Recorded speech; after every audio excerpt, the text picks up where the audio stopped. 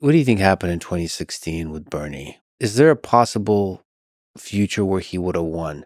You and Crystal wrote a book on populism in 2020.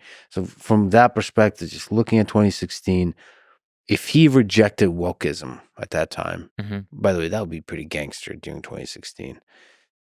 Would he have, because I think Hillary went towards the left more, right? Am I remembering that correctly? It was a very weird time. So yes and no. It wasn't full-on BLM mania like it was in 2020.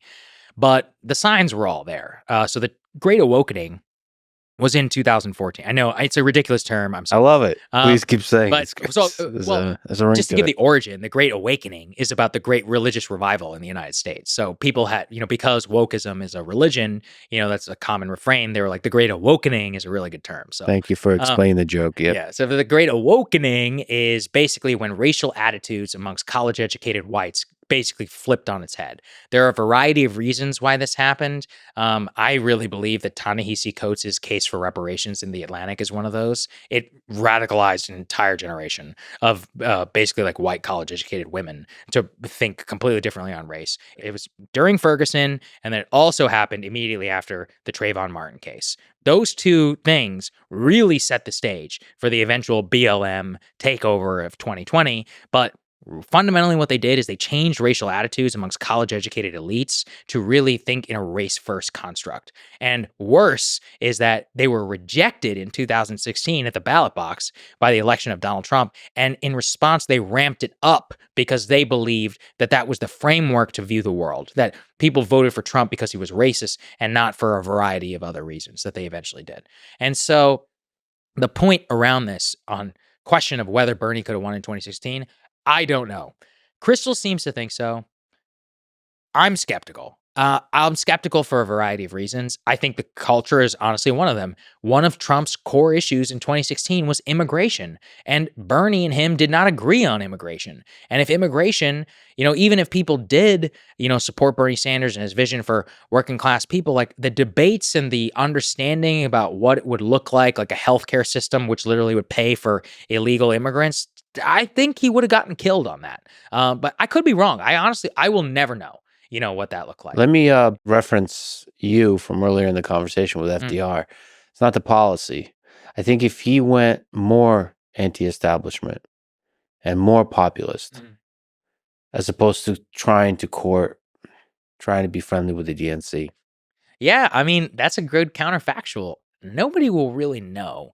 Look, I have a lot of love for the Bernie 2016 campaign. He has a great ad from 2016 called America. You should watch it. It's a great ad. That's another very interesting thing. It's unapologetically patriotic, and that is not something that you see in a lot of left-wing circles these days. So he understood politics at a base level that a lot of people did not. But Bernie himself and then a lot of the Bernie movement was basically crushed by the elite Democratic Party for a variety of reasons. They hated them. They attacked Joe Rogan for even having him on and for giving him a platform. That was ridiculous. Obviously, it backfired in their face, which is really funny. But there are a lot of a million examples like that, when they attacked Bernie for endorsing a pro-life politician, he never did it again. They attacked Bernie for having Bernie bros, people online, the bros who were super bro Bernie, and it was his fault. His supporters would say nasty things about Elizabeth Warren, and he would defenstrate himself and be like, yes, I'm sorry, please, my bros, stop that. I think his biggest problem is he never went full Trump. He didn't go... he kept saying sorry.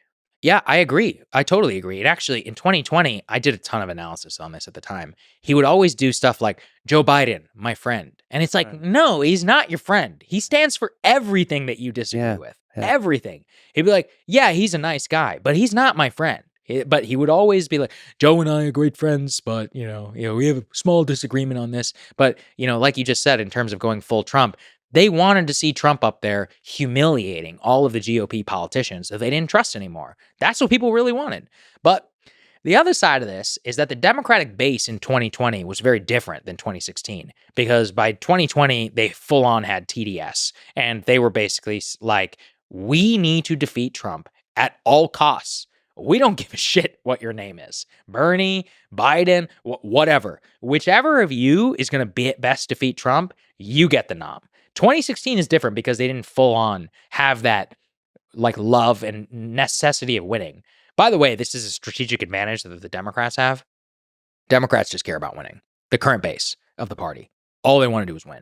Republican base, they don't give a shit about winning. They just love Trump. So it's nice to win, but one of those where they will express their id for what they really want. Now, it's worked out for them because it turns out that's a very palpable political force. But one of the reasons why, you won't see me up here doing James Carville 40 more years is there's a law of something called thermostatic public opinion where, the thermostat, it changes a lot.